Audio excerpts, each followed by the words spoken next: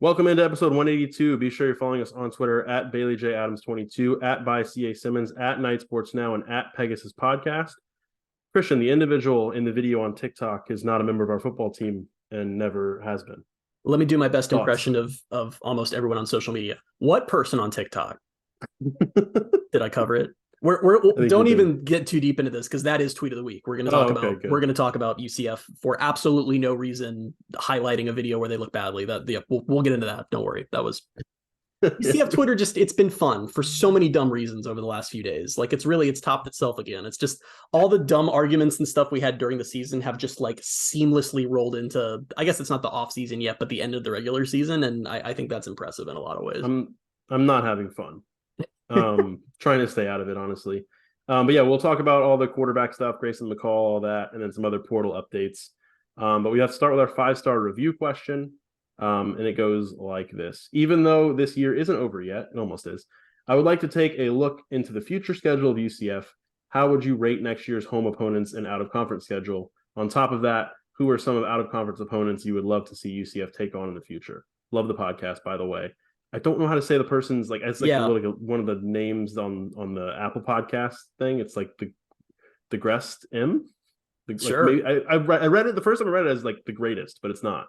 Shout out to the Grest M for this question. We appreciate it. We think you are the greatest for listening. That sounds like a Dr. Seuss character. It's like, the Grest M comes out from the mountain, and Sure, I don't know that I know, but the most on-brand thing for us at this point would be for that term to be some like very obvious pop culture reference that we're just totally going over our heads, but I don't think it is. But anyway, shout out to the Grest M for the question. Yeah, so you take this first because I'm not even really sure. We can talk about the schedule, like the philosophy, and it's funny that you bring up the who we would like to see UCF schedule in the future because we haven't done one of those podcasts in a while. I think we've done 2 of them in our history of which non-conference programs we want UCF to schedule. And that might have been both before the Big 12. Or maybe. No, one was after. I think because we did one and said, here are all the teams we would love to see UCF play. And then UCF changed conferences. And we were like, wait a minute, here are the new teams that we would like to see UCF play now that they have to play 9 Power 5 teams a year. Yeah, but let me hear what you have to say. Yeah, I figured you were going to pitch to me on this since right before we started. You were like, I have no answer for the 5-star review question, so we're off to a great start. But sure don't. Next year is going to get off to a really weird start because this season UCF had 2 cupcake games. They had Kent State and they had Villanova, but they were sandwiched around Boise State, which was this big road game. And next year they once again have 2 cupcakes and they're opening with both of them. UCF opens the season against New Hampshire, and then a week later they play Sam Houston State, and those are both home games. So it's kind of sucks that we're going to literally get a 1/6 of the way through next season knowing nothing about the team and playing 2 games fans don't care about, but that's also just the price of going to a bowl. So I'm okay with it, even though fans aren't excited about it. I also think next year's home slate is probably the best in UCF history. Is that fair to say? You've got BYU, you've got Colorado, Arizona, right? Utah, Cincinnati, like that. They're all West Coast teams plus Cincinnati, but it's a pretty exciting slate, I think, for the home games. Yeah, I would say so. I think if you could compare it to this year was probably the best in program history, and then I think you would say it's better than this year's. So, I think it's going to be a lot of fun. Actually, that's maybe not the right word to use. It's gonna be very intriguing. It's only gonna be fun if UCF wins these games. But no, you have some of these brands and these programs coming in. Like Dion coming to the Bounce House is going to be crazy, and then in and of itself, like that's gonna be crazy. Also 7 home games versus 6 this year, so also nice. Yeah. Overall, the out of conference thing, like you said, it is whatever. Like New Hampshire and Sam Houston, like I get why they did that. I think obviously because of just the layout of the schedule in general, but also they're at the point where they had no games. Like when Danny White left, they just had no games. So it was like Sam Houston was directly from that because Sam Houston, if you've never heard of them, they are an FBS team. This was they moved up to FBS, and that was the reason UCF jumped on that because Sam Houston really was moving up, weren't they? This year, yeah, they won the FCS national championship like 3 years ago. That's the thing is like they were really good like very recently. So when they jumped up to FBS and UCF scheduled them, I was like, I don't know about that, but it's been a tough transition. I think they started 0-7, 0-8. It's not not a game UCF can lose, but I'm saying that they had such scheduling issues left from the Danny White mess. The reason they got Sam Houston was because they were moving up, so they had to fill a schedule all of a sudden they weren't expecting to. So yeah, and then it is what it is. The other weird thing, like obviously, is the Florida game next year being in the middle of the year is very weird. That is so odd, man. Florida's schedule just came out Wednesday night. We're recording this on Thursday, which is weird. I feel like we actually used to record on Thursdays. Long time ago. Like right when we started, yeah. We haven't in a while. But yeah, so that's just weird to see that game in October, right after I think Florida has a bye week. And it's just a strange placement. But it is weird also that we're here. Like when that series was scheduled, it's like, oh yeah, it's in a few years. Like it's here. It's next year. It also shows how old our podcast is getting, because we did an episode on that scheduling announcement, and now the game is happening, which is kind of funny. My favorite part about that was how many years did we talk about the theoretical idea of UCF and Florida playing a football game, because they hadn't played since 2006, and how crazy that would be. Like, wow, everyone wants it. And when I say everyone, I mean exclusively UCF fans and no one else. And then they announced that series, and everyone's, wow, it's happening. And then they played Florida in a bowl game like 4 months after it got announced. I still think that's so funny. No, it is. I mean, looking ahead of that, I guess, getting back to the question, we won't spend too much longer on this because we got a lot of other stuff to get to, but it's interesting. There's still at points where like they need games. Yeah. And how they schedule those games at this point, really, like, it doesn't matter how they get there, because it's kind of the same situation they were in, where like they just need to fill games. Like they can't be picky probably about the way they do it. Although I think probably the smart thing to do, as they are right now, is like you have 9 Power 5 games already because you're in the Big 12. So at most adding a 10th, but like a situation where you're playing 11 is not favorable at all. And you want to jump to the 2025 schedule, they have 2 on there, 2 non-conference Power 5 teams, North Carolina and Maryland, and that's not ideal. That's not going to be the standard moving forward. I mean, that's the thing, right, is we're moving into an era, and it's fun because part of it too is not the non-conference slate meant something different when conferences 15 years ago and even 10 years ago were like 8 to 10 team leagues. Now you've got 16 team conferences. So a lot of the teams that you would have been playing as non-conference foes are just in your league now. So I think that the plan moving forward for UCF is 100% 2 cupcakes. It'll probably always be an FCS team, a lower level group of 5 team, and then they'll try to play one that's like a legit another. They have to. The Big 12 has a rule. You have to play 1 Power 5 opponent or Power 4, whatever it is, out of conference. But that's it. Like the years of the whole 2 Power 5 when they're in a group of 5, that's done. It's always just going to be 1 big non-conference game and then 2 that are easy wins. Yeah. And I'm curious to see how they can maneuver around those games. Like if every year is going to start with those 2, like the 2, not bad games, but yeah, I think I've used that term before. I think 2 bad games. I don't know what the answer is, because, and that might change just for college football as the sport evolves, because a lot of fan bases are getting sick of those games. The games early in the season against nothing opponents that are just exist to sell tickets and to get you some wins. But I also, when fans say they're sick of those, I get they're not exciting, but the alternative is possibly watching your team lose games. And I know people don't like that either. So I don't. And also, now we're so in the weeds. I always do this. I take a basic question and go crazy with it. The entire FCS, like that entire level of the sport, is funded through those bye games. Like Villanova's athletic department is funded by UCF cutting them a check for whatever it was, $1.2 million to come playing the bounce house. So if all of FBS decide to stop playing those games, FCS can't sustain itself anymore. So it's just kind of part of it. Get over it. Oh no, you have to watch your team win 56-0 one time. Like that's fine. You'll get past it. I don't know if I prefer the fact that like there's 2 in a row, or like this year where it was 1, then they had the Boise State game, and then another. Because then you kind of, after the Boise State game, you kind of were like, oh, well, now it's going back to like. Yeah, Villanova felt like such a pointless game. I kind of like, because the other thing about 2 in a row is you get a lot of time to get your young guys out there and guys you're probably going to redshirt. And did I say A or did I say 1? Because I don't want to go A and then 2. I'm not sure. I don't know, and I think at this point it's 50-50. Well, and then B next. And you also, I forgot what my point I was going to make. Oh, you're right. You get some time to get your feet under the ground. Like I know it's not the same as. It's kind of like getting a couple spring games in, right? Like getting a couple scrimmages in where you might be able to work out some kinks or see what's working, what's not working. I mean, they figured out this past year that Jordan McDonald and Wild Bowser wasn't going to work. They figured that out against Kent State. And it wasn't something they really used against Boise State. So it's little things like that are helpful, but it's still just the games are also boring, you know? Yeah. And then we don't want to spend too much time, but again, like just to get to the last part of the question, some out of conference opponents you'd love to see UCF schedule in the future. Give me just like 1 or 2. I don't know. Miami and Florida State. That's fair. I was going to go controversial and say Miami and USF. Oh, I'm with you on USF. I'm with you on USF. You know that. Yeah, I knew you would be. Yeah. No, I knew you would be, but I know people don't even want to entertain the idea. So. They're dumb. Who cares? I agree. All right, let's move on. I don't actually think you're dumb if that's your opinion. I just really, really deeply disagree with you, and I would probably yell at you about it if we ever met in person to talk about it, but still. Anyway. let's move on to moving on from Grayson McCall, which is actually the title of our topic. So it was fun. It was fun to entertain the idea last week on the podcast. I think I went a little overboard. I did start to think a couple times over the weekend that like it might actually happen. Then it didn't, and it's just kind of like, yeah, that sucks. But the reaction has been more than just that sucks. It's been a lot. Yeah, that's what I'm trying to stay out of. But yeah, I mean, what can you do? Like, there's really nothing to do. He stayed where, I probably gave him more money, and also it's closer to home. And there's a lot of reasons for him to go to NC State that made sense. We talked about it last week. So it was never like a sure thing. So it's just the crazy reaction to it has been a little much.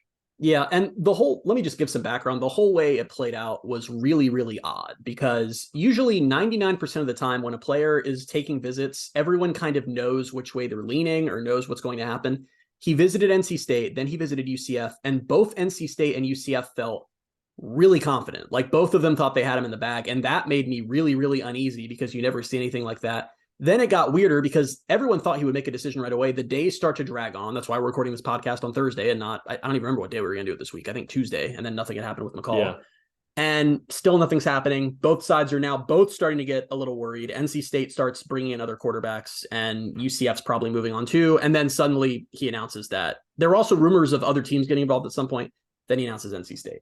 It sucks. I really enjoyed the few days we got to dream about the idea of UCF just becoming a ready-made Big 12 title contender next year. You bring in Grayson McCall, you bring back RJ Harvey, you bring back Kobe Hudson, you bring back Javon Baker, and you put up 45 points a game. I liked that dream. It was cool. It's dead now, but it was nice. Yeah. And the part I'm with you on that I'm very confused on is it feels like, and I'm trying to, and you're doing a good job of reminding me that like Twitter isn't necessarily representative of the entire fan base. I know that I should say, get way too caught up in the mood on Twitter, and sometimes I forget that's not actually how the fan base is. Parts of it, but not all of it. But what I don't like is it feels like this staff is getting punished by the fans for taking a shot.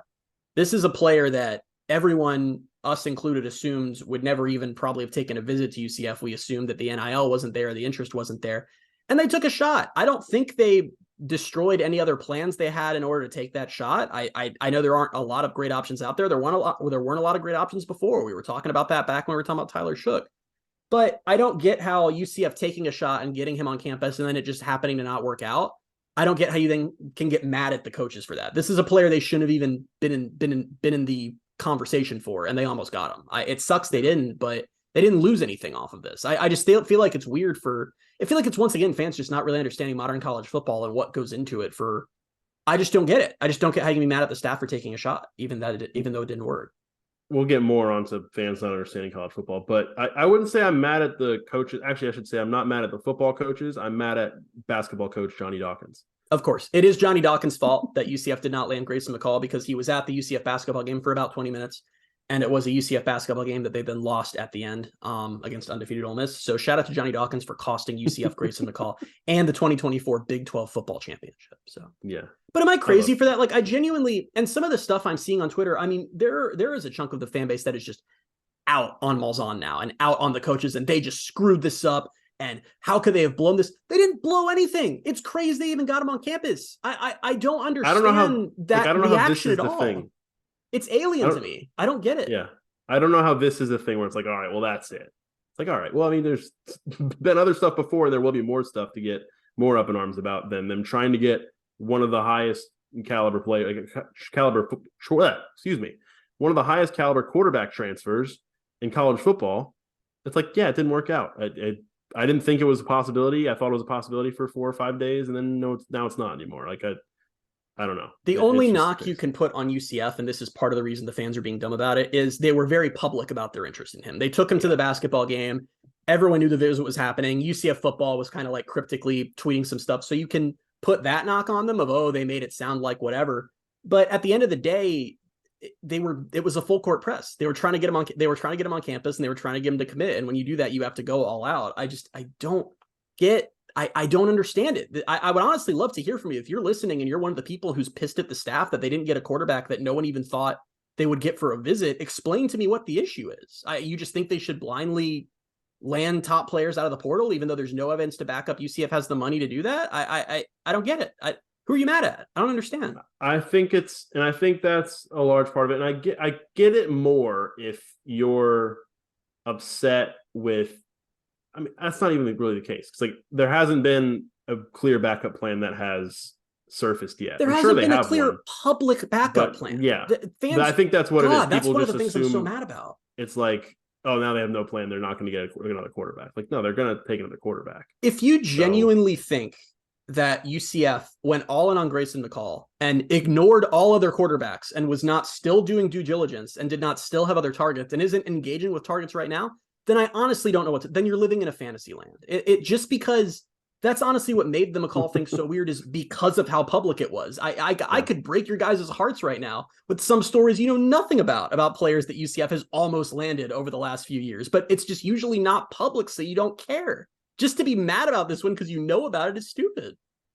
Yeah. So let's talk about now where that leaves UCF and leaves us as far as options for 2024, because there's still plenty of transfer quarterbacks out there. They're not of the same, stature and caliber of Grayson McCall. No one would argue that, but there are still some guys out there and they will take one. So then you have the transfer, you'll have Timmy McLean, you'll have Dylan Risk, and then the new wrinkle to all of this is, well, yes, Riley Trujillo is committed in the 2024 class and will be on campus, supposed to be signing next week. And then now today, as we're talking about this, it became official that EJ Colson, 2025 4-star QB commit, has reclassified and is now 3-star. Oh, he's gonna get bumped down to a 3-star? Yeah, he got bumped down a couple months ago. Of course he did. He's like a fringe. He is so close to being a 4-star, but it doesn't matter. Whatever. But yeah, just won a state championship and is now reclassifying. He will be enrolling at UCF in May. So as far as, I don't even really know where to go from here, because we'll talk about options for next year. We also want to talk about why people who are like, there's your quarterback in 2024, like, come on, so I don't know if you want to start with the actual conversation about. Let's start with EJ. Okay, let's start with EJ. Let's just do it. Okay. This is one of those things where as a podcast host, I get scared because I always feel like I do this thing where I'm a little worried about towing the line between wanting to be honest with you guys and making this an actual useful UCF podcast where we talk about reality. But then I also know sometimes that I say things that make you very angry, even though they're true. And I could just be like, hell yeah, EJ Colson, great player, excited UCF got him, looking forward to seeing him beat Florida this season. But I feel like we have to do the reality thing. I am genuinely torn on this whole reclassification thing. First off, let me just say to start that for those of you who think that he's starting next year, he's not even in the mix for this competition. And there's nothing wrong with that. There's absolutely nothing wrong with that. I literally went to check today. I couldn't find any time in modern college football history that a quarterback reclassified and then started that year. It's just, you have to think about, he's going to come into campus. What is a 17-year-old? You have to think about look at the jump that true freshman quarterbacks make, like normally aged 18-year-old true freshman quarterbacks when they come into college, and what a leap that is. And now add another year of growth and development that hasn't happened yet to that. It's just not feasible to ask him to be a contributor this year. The big not to mention the fact that he's coming in May. Not that he's not enrolling in December. He's missing spring ball. Yeah. Yeah. So it's crazy to think he's going to come in May, have the summer, and then as a 17 or whatever, 18 probably by then, as an 18-year-old, be the starting quarterback. Like it's exactly it's right. A lot to. He might still be 17 in fall. This is I really don't know. This is his senior high school year. He'll be at UCF now. Yeah. The positive side of it is that he is a very good quarterback. Once he signs on Wednesday, he's going to become the highest rated high school quarterback to ever sign with UCF. And funnily enough, Riley Trujillo is going to become the third highest rated ever. So they're landing 2 of their top 3 quarterback recruits ever. Yeah. Who's number 2, Bailey? It was Tommy Castellanos. Castellanos, who had an illustrious UCF career. Played a conference title game. If we just say that with no context, it sounds good. But the pro of getting EJ Colson in is he is a very good quarterback who UCF now does not have to spend the resources and time continuing to recruit for another year. Think about that. He'd be signing a year from now, and he is a guy that other schools want, and that would have been tough. And I asked how sincere, what was his last name? Edwards. Sincere Edwards turned out, who was a commit a class ahead. We'll still see it. Tavion Swint's like tweeting about FSU and stuff. So that's the big positive, but saying it's cool they got him in now and he might be the guy in 2025 is a very different conversation from the people who think they found their quarterback savior. They have not. Please don't act shocked when you hear news about transfers visiting in the coming days or weeks, because that's still happening. So it's just crazy to me that I've seen people's reactions to this reclassification as like, like as if this and the McCall thing have like some correlation where it's like, oh, None this at is all. where UCF has pivoted. Like they had a trick up their sleeve. Like, no, like also, let's be clear. Me? For a player to reclassify, they have to be able to graduate almost a full year early. You can't It wasn't like they called up EJ and were like, "Hey, we lost Grayson. Is it possible that the next day you take 50 new classes so you can graduate?" No, this was a totally separate, already in the works thing that had nothing to do with McCall. But your ideal situation right now, honestly, is like it's never going to work out this way. But dreams and rainbows, everything goes perfectly. Is you get a transfer quarterback in the portal who is good enough to start this year and do well. Oh, we just got a boom. What the hell happened? Come on. I just got the same thing. I need to know who it is. I don't have the first clue who it is. I would imagine. I wasn't even expecting one. It's 24. Oh, is it transfers? This is bad. I don't know who it is. I'm so sorry, everybody. All right, I'll keep. I'll keep talk. Talking. You figure it out. Yeah, and I'll talk. I'll do my best. Okay, so as Bailey figures out, damn it, man. How many years have we doing this podcast? I don't think that's ever happened. I think it's happened like once, maybe. Your dream scenario for quarterback is you find a transfer in this class who's solid and starts and does fine this year, and then you've got a three-way race for 2025 with three really promising quarterbacks. You've got Dylan Risk, who they already love, and then you've got Riley Trujillo and EJ Colson, who are two of the highest quarterback commits in program history. Hopefully you like those three guys enough to not feel like you have to bring in another transfer. You roll with those three in spring of 2025. One of those guys emerges as the guy, and then we don't have to keep doing the portal hopping. Have you figured out who it is, Bailey? No, there's no. Oh my God. Okay. You take over and talk and I'll figure it out. UCF hasn't retweeted it or anything, and I'm waiting for somebody to say it's your turn to talk. Let me DM the replies. All right. I wasn't even listening to what you said, so I can't even really respond to it. I think I can just give you my overall thoughts. You said you were kind of torn on the reclassification. I don't know if I'd say I'm torn, because I don't know. I guess the fact that like he's starting his clock of his career a year before we originally planned for that to happen. Like, I guess that's the part where it's like maybe not ideal, but with the year to year of college football these days, it's like I don't really spend too much time on that. I think it's just like you said, the fact that they don't have to keep recruiting him for another year and have to worry about losing him to another school within the next, calendar year. That's the positive to me. And that's where I think, like, yeah, get him a year to develop, get him his red shirt next year. And then maybe he's a part of the competition or part of the plans in 2025. And who even knows what's going to look like going into 2025 with the rest of the quarterback room. So it's hard to even tell. Have you figured out who it is yet? I haven't figured out anything, but Stephen Leonard has. Shout out to Stephen Leonard. It is a linebacker, Nikai Hill Green. He was a linebacker who started his career at Michigan, and then he transferred to Charlotte and was really productive at Charlotte. Now UCF is bringing him in. So I feel good about that one. And why do I feel good about him? Because he's a linebacker who exists. He plays linebacker. So I'm already on board. Yeah. I'm with it. We'll get more onto other transfer news and stuff like that. Let's get back to the quarterback thing, I guess. And where do you see this competition going in 2024? Do you think it's just whoever they get as a transfer is going to end up being the guy? Because I would love to see Timmy get a shot. I know there's, for some reason, a lot of people who try to act like Timmy was completely awful when he played in the few games this year, which I think is extremely bizarre and weird behavior, because he wasn't that, like, there was a few plays where you're like, don't ever do that again, please. And then maybe he did it again once or twice, but a couple times there was a lot of upside that we saw, and heck of an arm. He can move. I don't understand the quickness or the hurry to just cast him aside and be like, no, let's find somebody else. It feels like the fan base has finally become self-aware on that front over the last few days, because I want to say something really quickly, because I've gotten a few comments on social media along the line, like two, not some widespread thing, of when I talk about the quarterback stuff of, well, why aren't you talking about Timmy? What's your issue of Timmy? You really think he can't compete? I don't know why. Well, I kind of know why, but I don't totally understand the reasoning behind it. But this staff just doesn't view Timmy as their guy. They don't want him to be the starter next year. They don't believe he can be or should be, and they're going out of their way to find a transfer to take his job. It's shades of Mikey in 21. He's not their guy. They do not want to play Timmy next year. And I've been talking largely about transfers because I know that, so I feel like wasting breath on, well, I think Timmy should just... I'll tell you right now, my personal opinion, I don't understand why they aren't going to give Timmy a shot at this. And I think it's kind of foolish, to be honest with you, because yes, he does dumb things. He against Kansas State, the ball was snapped, he danced around and then ran out of bounds for negative 12 yards. That did happen. And then against Kansas, then remember when he did it against Baylor and he completed the pass. He did. And then against Kansas, he once again backed up 6 yards and then jogged out of bounds for no reason. I'm not saying there aren't mistakes, but when you look at Timmy's whole picture, he throws a great deep ball. He's big. He's fast. All of the mistakes and issues that make him not good are mental things. And those are the fixable things. I'd way rather have a quarterback who's mistake prone than a quarterback who can't throw the ball, or a quarterback who isn't big enough or isn't fast enough. That's fixable. And we saw how much Hinshaw improved JRP from 2022 to 2023. Why can't it be Timmy?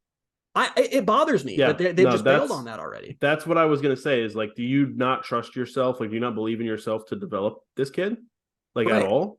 Because, I mean, I know he's been with them now for, this will be, his third year, I guess, that he's been with this staff. But do you not trust yourself or believe in yourself to coach that kind of stuff out of him? Because remember how often we would get annoyed in 2022 when JRP would dance around and he'd run and roll out and then he'd just take a sack. He didn't go out of bounds, but he'd take a sack.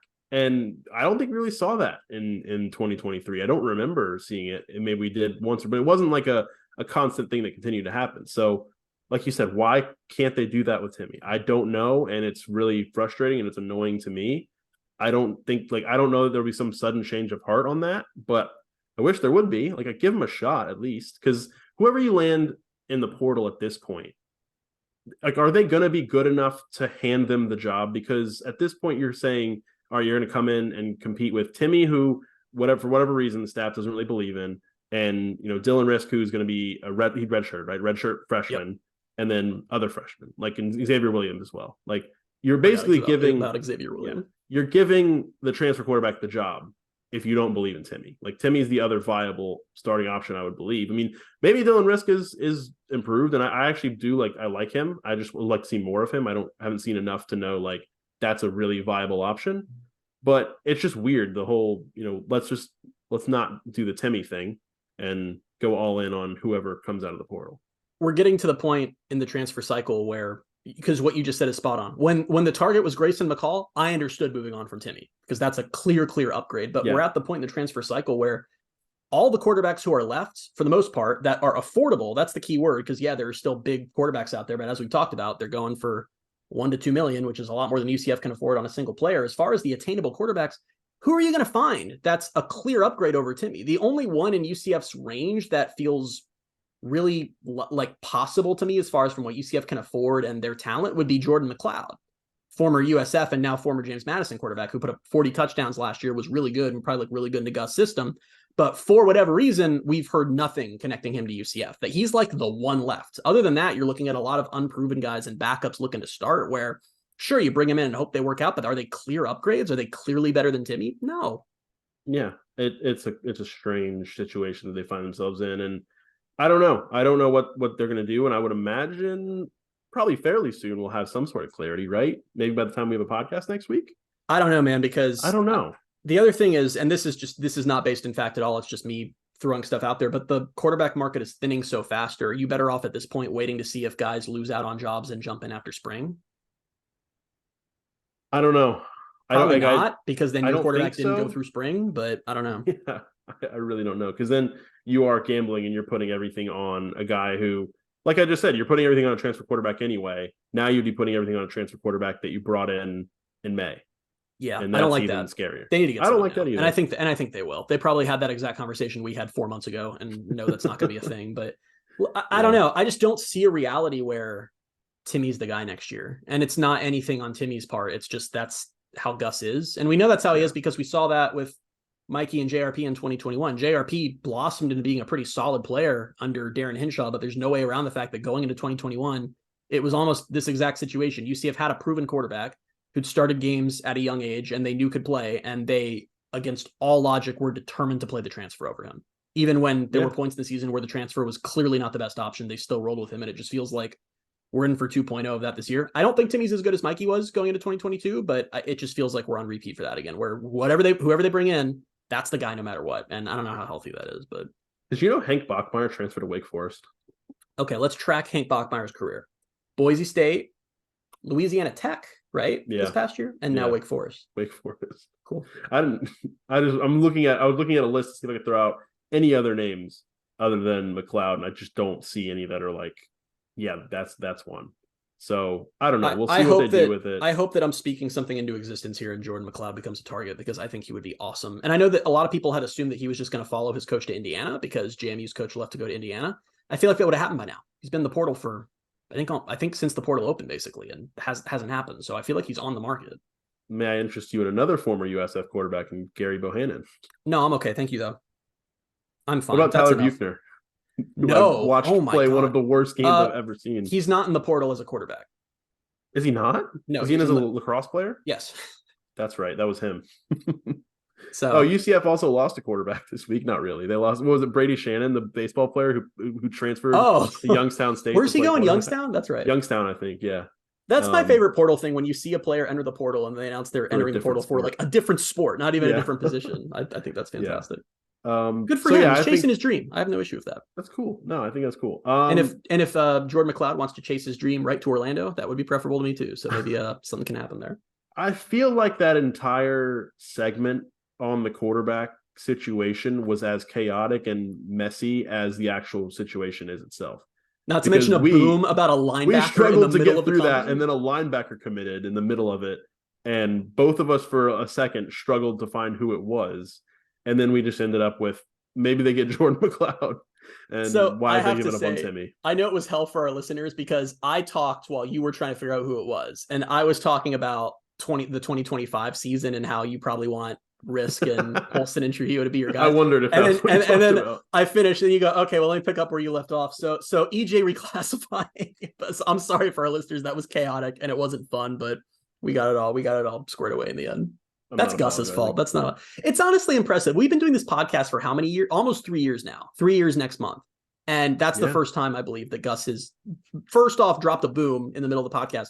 I've also never had such a hard time figuring out who the hell the boom was for. Usually it's like instant. UCF retweets a graphic or it's a player I'm already following. Not just that's just Someone replied to Gus and said, I'll trust your word on this or something like that. I did see that. That was funny. But yeah, 3 years next month. Fire up the birthday music. Talk about the other portal updates that we have. Just a few more outgoings that we don't have to spend much time on because nothing really notable here. Curvin Shoot, Isaiah Paul, and Amari Johnson all gone. Amari Johnson was the one who's been around for a few years now, I think. He's the one who's been tweeting free me for like 4 years. So not a shock to see him. To wherever he's going to go next. I hope it works out for him. He always seeed like a nice guy. I hope that, I always feel that way. I think when a player leaves, especially when a player like never really got the chance to play. Go get a chance to play. Like that's cool for you. And like it's always a thing where like in a couple of years or maybe next year we'll like randomly be watching some game and you'll hear the name. Why does that name sound familiar? This happens to me with a very specific player, and it happened a lot this year. I don't know why I kept watching App State, but Caden Robinson ended up being one of App State's better receivers. And it's that exact thing where it's like a half memory where like, and Caden Robinson brings it down. And I'm like, caught Mikey Keene's first touchdown pass, I believe. Excuse me? Oh, yeah. Yeah, that's right. And Bethune-Cookman. Yeah. Yeah. And he's one because I think he even had a big touchdown. What was that chaotic game that App State played last year? Troy, right? There was a couple of them, I think, that they played that were chaotic. But he caught one. Or was it ECU? No, not ECU. No, I think it was Troy. An ECU one. It was Troy. But there was one where he caught a big touchdown. I was like, oh, yeah, him, Caden Robinson. Nice. But yeah, we'll see if any of these guys where they end up. A couple commits, actually a few commits now that we have a third one during this podcast. We'll start with Samford, inside offensive line. He's a center and a guard. Jabari Brooks. He was announced, I think, as a center, and his commit pictures were him posing as a center. So I don't really know interesting how they plan to, because I feel like they have more of a need for a guard. He's primarily a left guard. That's what he mostly played at Samford, and he moved to center at the end of last season. But I don't know. It feels like Herb Hand's strategy is let's just get all these good linemen, and then we'll just like spend most of the season figuring out where they belong, and let's do that. It goes against like everything I've ever like learned and believed about offensive line play. Kind of worked this year. No, it worked, and they had such a good offensive line this year. But it was like, oh yeah, we'll just get all these really good guys, and like they'll play. They can all play center, guard, tackle, whatever. Doesn't matter.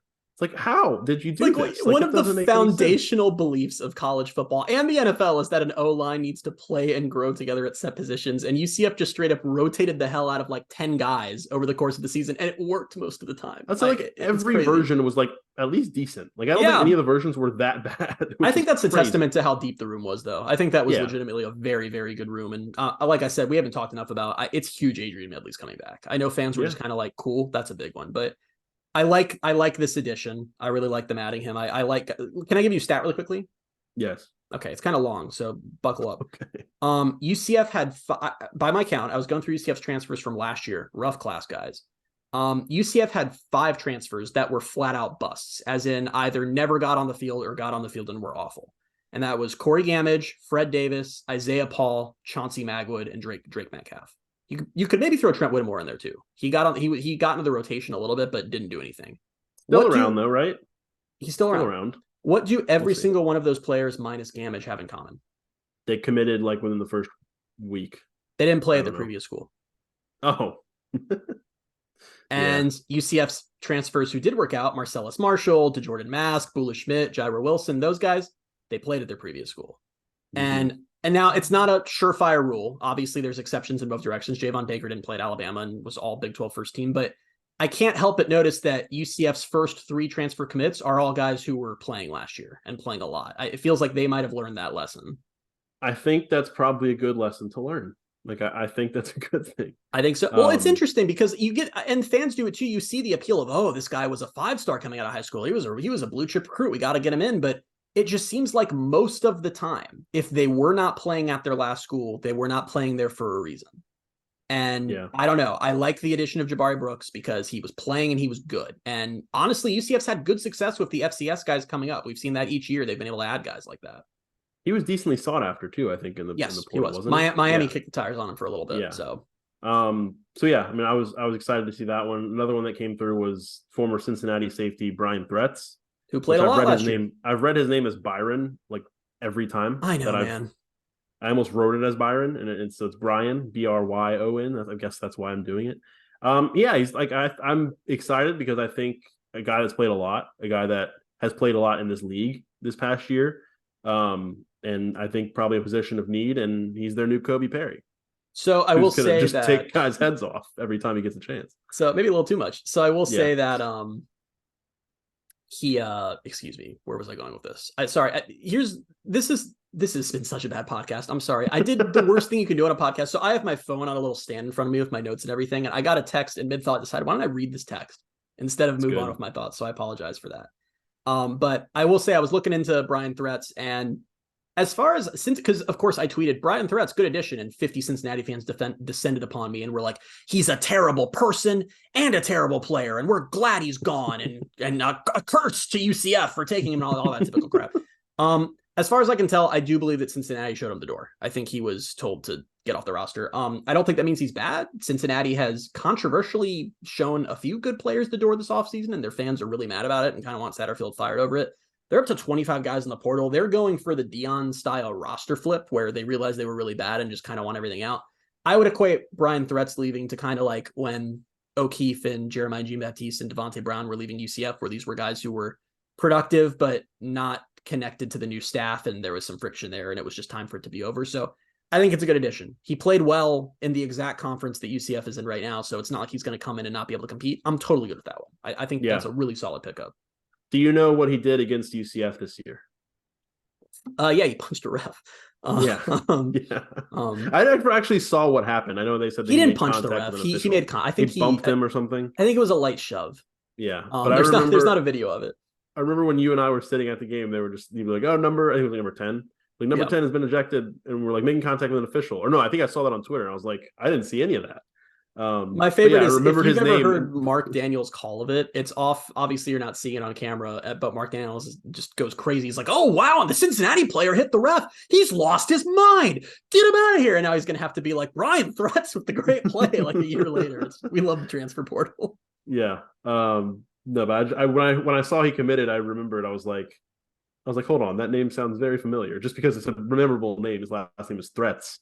And then I remembered that something happened this year, and that was it. Making plays and making threats. I think he's been ejected like 2 or 3 times in the last couple of years. But I'm excited about him. I'm excited about the addition. I feel like he and Jvonte are going to be fast friends.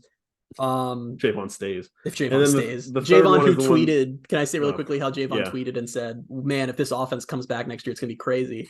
And everyone replied and was like, yeah, Jvonte, come back. And he replied to them and said, talk to the collective. He needs to come back for the entertainment of it. When he tweeted that, I was like, you have control over this. Like, what do you like? Oh, imagine if it happens. Like, well, then just do it. Like, I don't have to imagine if you just make the decision. Should we talk about Nikhai Hill-Green since he's now also? Yeah. Okay. Yeah. I have his stats that I did not look up and that Brandon Helwig tweeted last year. I literally have the tweet pulled up nice. from my face right 73 now. Tackles, 2 sacks, and 9 TFLs. Again, productive. He played. So I like that. Congratulations on becoming a starter in the Big 12. At a gigantic need. Like there's just always going to be a need at linebacker. They literally need to still go get 2 more. Like it's not done. Is this his last year? Do you know? I'm sure it is. This is his third school. I would imagine. Yeah. But I'm happy about it. I really they need linebackers. Yeah, they do need like first 2 more. 3 commits. I feel really good about all of them, which means none of them will work out. But I don't know. I just really like these 3. They all feel like really high value ads. Sidelines UCF also said he had 51 tackles and 2 tackles for a loss when he was at Michigan. So I guess he played a little bit of Michigan. Okay, that was probably then went to Charlotte. Yeah, over I don't know how many years. Said he made 6 starts in 2021. None of this I've verified. I just am reading a tweet. Not questioning. I'm just saying if I'm wrong, it's not me that's wrong. Other visits that UCF has had, I don't even know if I have all of them here, but there's been a lot. Yeah, there's been a lot. A couple more Cincinnati guys. Actually, just one maybe. I thought there was 2 or 3. There's a few. There's a public one and not as public one. Miles Montgomery, the running back, was the one that was publicly there. Then there was Florida safety Kamari Wilson, another Florida DB Jadarius Perkins, and UT Martin defensive end Dalen Dotson. Which I think Brandon posted like an interview with him on his visit, and I haven't read it yet, but I need to do that. It's on my to-do list. I sent you part of it. Oh, did you? He was the supernatural one. Oh, it was him. Okay, no, he said that meeting Gus was supernatural, which I think he meant surreal, but it was a cool sentence. I enjoyed it. I did, yeah. It was like supernatural. What was the other one that we really liked? Was the guy that loves the uniforms? I forgot. Wyatt Wright. Was that his name? Wyatt Wright. Maybe because he says he calls the uniforms flavors. I love that guy. We haven't heard anything about him. I don't know if he's coming here or what. He took a visit somewhere else too, didn't he? I need someone to get an update on that. Did he take a visit somewhere else? Maybe it wasn't a visit. Maybe it was just an offer. I think USF offered him. What? Uh-oh. I thought you sent me that. Did I? Oh, I may have. I don't know. Now I'm not sure. I do this thing with Bailey where we have whole text conversations that I completely forget. And I'm not talking from far in the past. Like we'll talk about plans we made a week ago and I have no recollection of a full conversation. But yeah, so I don't know. Obviously all of this stuff is still ongoing and there will be more booms in the coming days and weeks, I guess. And I know we have signing day for high school next week, or early signing day. It's not really early signing day anymore, is it? It's just one of the signing days. So will be a lot of new UCF nights over the next, or Citronauts over the next couple weeks. So it's exciting. I don't know if there's any more you want to cover with the transfer stuff. I mean, I don't think we really can do an updated needs thing because there's just they haven't gotten a ton of guys in. So I'm really hopeful. So next week is actually they need to not get a quarterback before next week because we already have to talk about both signing day and the bowl. Yeah. So no quarterbacks for UCF next week. I'm calling it now, just so we don't have to talk about it. But it's like I said, we're early, but it sucks that they lost out on Grayson, and that is what it is. But first 3 transfer ads, I really like all of them. It feels like they're learning. I feel like everyone is. Every staff is. I actually was. I don't know if I ever said this on the pod. I was listening to an athletic podcast a couple weeks ago. I know I referenced it. You said that on the podcast before. That was I say it almost every podcast because that's what's great. I think that's what makes me such the stellar and elite podcast host that I am, as I listen to other college football podcasts all the time. But they were talking about how staffs have learned, and one of them had shadowed Holgerson's staff at Houston, last year. I don't know where Spoiler alert. Last year when the portal opened, and he was in the room with them, and it was literally they would see on Twitter that a name entered the portal. They would pull up, I think it's PFF Ultimate. Is that the system that just lets you look at everyone's all 22 tape? Maybe. They would watch highlights for 1 to 2 minutes, look up the measurables, and then decide if they were offering him or not. And that was all the time they had for each player. And they said that one change that's happened in this most recent year is schools, because they've all been burnt a lot, really aren't interested in guys who haven't been playing. That, like last year, there was a lot more, and you saw from UCF guys who he was a former highly rated recruit. We'll take him. It seems like UCF and a lot of schools are learning we just need to take guys who have shown they can play. And I think that's going to benefit. And prevent next year from being another total bust in the portal, which really limited what UCF could do this year. When you rely on basically half the new guys you're bringing in being transfer players and they're all bad, it makes it hard to be good. I just had an entire thing in my head of like, did Houston fire Dana Holgorsen? Then I remember they did, and I was like, who did they hire? And Willie Fritz. Was not Willie Fritz. That's right. And on top of that, there's been a lot of, no one cares because this is not a Houston or a Tulane podcast, but Houston fans are all stressed because like all of Willie Fritz's assistants are turning down jobs at Houston to stay at Tulane under their new coach, including the coordinator. So it's, interesting. Wonder where Holgorsen goes from here. He could be an offensive coordinator somewhere if he wants to be. He could. There's some Scott Frost offensive coordinator talk, some rumblings on social media about him possibly becoming Iowa's offensive coordinator.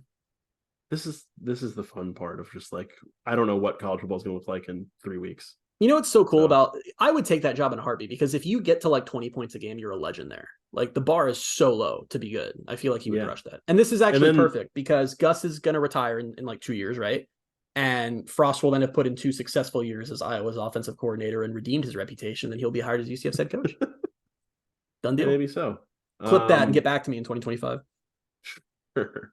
Let's jump into the football news then real quick. There's a lot of just kind of all Big 12 teams from all these various outlets that I'm going to try to rush through because there's a lot of it. So the AP all Big 12 teams came out. Tremont Morris-Brash made the first team, and Javon Baker and Jason Johnson made the second team. I don't really know how you have like the leading receiver in the Big 12 on the second team, but that's another thing. 7 players on the all Big 12 honors from the College Football Network. Tremont Morris-Brash, Javon Baker, and RJ Harvey were on the first team. Jason Johnson, Marcellus Marshall, and Kobe Hudson were on the second team. Lee Hunter was on the third team. And then there were honorable mentions for Tylen Grable, Walter Yates, Nakai Martinez, and Xavier Townsend. PFF's All Big 12 team had Javon Baker on it. And then finally, USA Today Sports Network's All Big 12 team had Lokahi Paule on it. So there was a lot of diverse representation across these different ones. Some guys made it on some, weren't even on it for others. Interesting stuff. But that's all the football news. We talked about all the quarterback stuff and all that in the beginning. No game of the week this week. Why? There's no games. There's no UCF games of any kind. Women's basketball that was before the podcast. They played on Monday. I'm such an idiot. We talked about that. You don't mean to do the game that we did on Monday morning? Yeah, they played on Monday morning. And I think they play again. I don't remember when they play again. I think it's like next week. And then UCF men's basketball doesn't play again until next week, I'm pretty sure. So game of the week is the game that is locking up recruits, and UCF staff is on it. So yeah. Let's make another game of the week. Let's do Howard versus FAMU. Oh, we're just picking like a different game? Yeah, I don't know. Can game of the week be the Cure Bowl, which is being hosted by UCF? And where it's now also going to be torrential rain and horrible winds and like a mini tropical storm while the game is being played? Is it? I didn't know that. Why did you just look up like you were expecting to see storm clouds? It was like raining outside. I don't know. It's Saturday when the game is, and it's Thursday. It's Thursday night already. What? That was the wildest thing you've ever done on this podcast. Is I say there's going to be rain in 2 days, and you looked out your window. Like, you know what's crazy? I looked out closing in. Well, I looked out my window and I was like, "Oh, it's dark. I wonder if it's going to rain." Then I remembered it's 5:30 and it gets dark at 5:30 now. It's true. I also glanced over at this digital frame I have over here that has the temperature on it, and I looked at the temperature too to see if it was going to tell me it was storming. So yeah, I'm not having a great couple minutes. But yeah, the game of the week is the Cure Bowl. I don't even remember who's playing in it. Did you just say it? Yeah, it's it's App State. In Miami of Ohio. Miami, Ohio. Okay.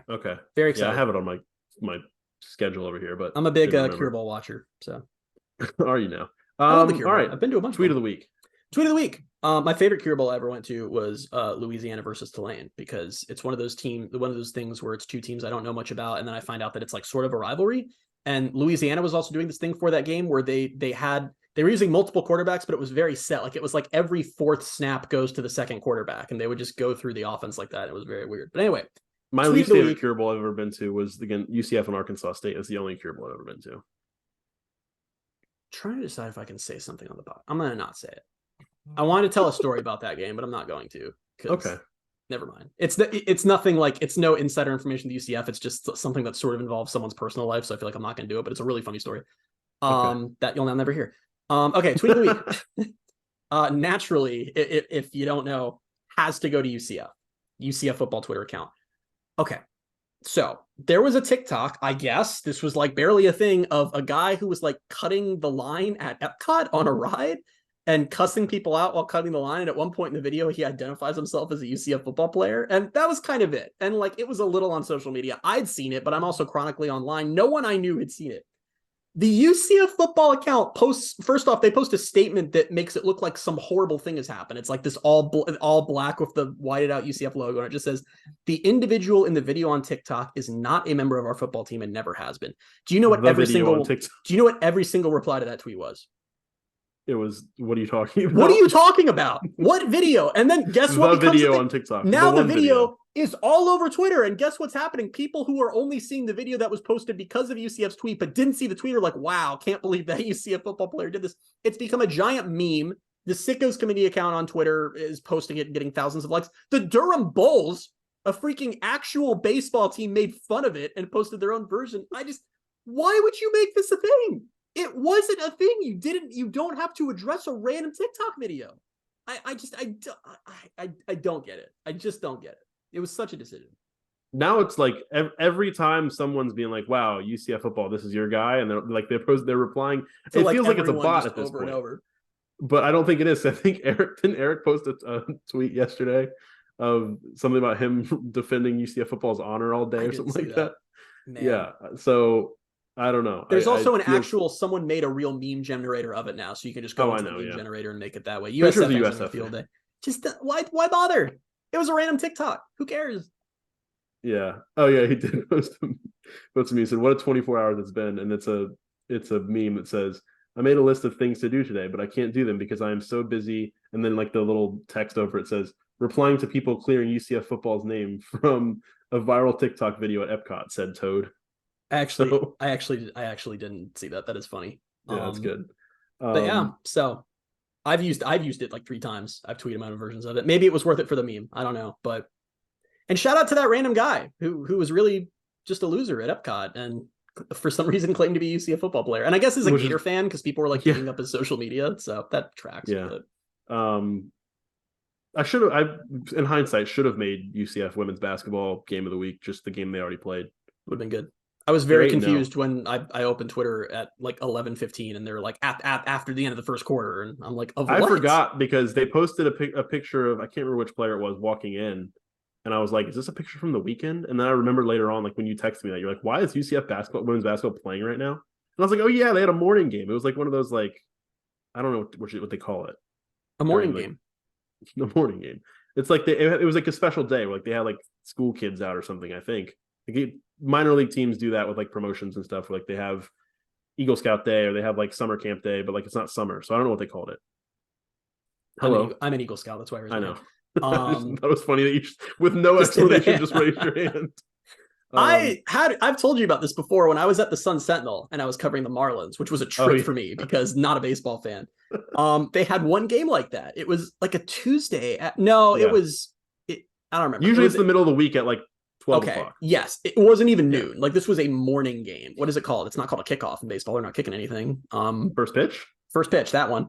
And it was, the Marlins do not have fans, guys. Like every single game I covered for them, and I'm not exaggerating, was sometimes literally 2,000 or 3,000 people in this giant stadium. This game was packed. Every single seat was filled with screaming elementary school kids. And the best part was none of them understood baseball. So it would be like, he literally just fouls it off or whatever, and the stadium erupts like just giant cheers and like the most mundane stuff. And then the second best part of it was they all left after the 4th inning to go back to wherever they came from. So then it went from this insane, crazy atmosphere full of kids screaming at the most basic things to silence, just dead, complete silence for the final few innings. One of the wildest things I've ever covered. It was so crazy. I love it. I love it.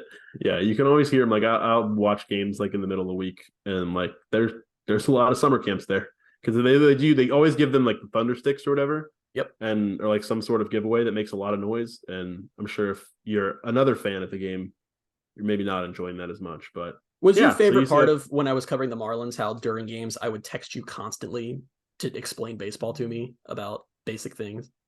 I love the way you framed that question. Was your favorite part when I did this? Which I should clarify. It's not like I sucked at my job or something. Like I did a lot of research and I covered the team fine. It was just there were a lot of nuances and it was a lot of like terminology. Like when I was writing my story, I wasn't quite sure. Like there's just sort of vernacular that comes with sports that I just don't know for baseball, and I would just vomit questions at you while I was writing. Yeah, no, it was it was a summer, right? Yeah, it was a fun Yeah, it was summer. summer. Yeah, I it's like enjoyed 3 it. months. Good But times. yeah, we all right, we'll get out of here now before I don't even know. I forgot how we even got there, I guess. I don't even know why I brought up women's basketball after game of the week was over. All that stuff. We'll get out of here now. It's been quite the podcast. This is what Yes, it happens when has. we delay a podcast for 2 days and then do it on a Thursday. The unhinged energy builds up and then just insane explodes. energy. Just insane energy of this podcast. But we will be back next week with episode 183. We'll talk about signing day. I mean, hopefully, I don't know. It's going to be a packed podcast if they do get a quarterback or more transfers. But signing day and a bowl preview for the Gasparilla Bowl against Georgia Tech, which I keep forgetting is happening. It feels like the season's over. Week from tomorrow. And I'm like, tomorrow. oh, yeah, we got a game a week from Friday. So, yeah, we'll be back to preview all that next week. Until then, you can find us on Twitter at BaileyJAdams22, at @ByCASimmons, at Night Sports Now, and at Pegasus Podcast. Thank you guys so much for being with us. We will talk to you next week. Bye, everybody.